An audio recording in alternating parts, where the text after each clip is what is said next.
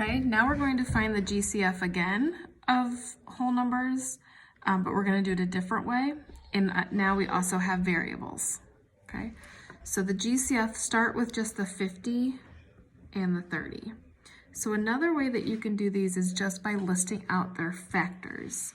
1 times 50, 2 times 25, 3 doesn't work, 4 doesn't work, 5 and 10,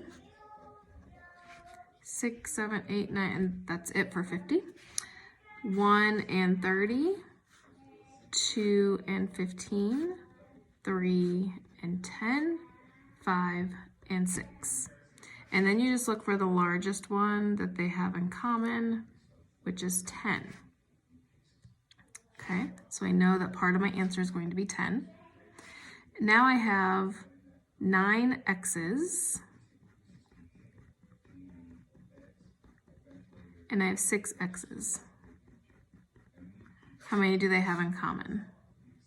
6 of them. So x to the 6. So the greatest common factor is 10x to the 6th. Now, I like both ways. This might be faster than this way. The only bad part about this one is you might leave out some valuable factors. Like, what if you forgot the 5 and the 10? Then you wouldn't be able to compare the 10s, and you would think that the largest one they had in common was 2. Okay, so this works really well as long as you make sure you hit every single one of those factors. Okay. All right, this one down here does not have any whole numbers, so that's okay. So my x's, I have 3, I have 6, and I have 7. So the one they have in common is the 3. So really you don't have to do this part here. I'm just breaking it down for some of you, but you don't have to do that. If you just look, the most they have in common is always going to be your smallest one.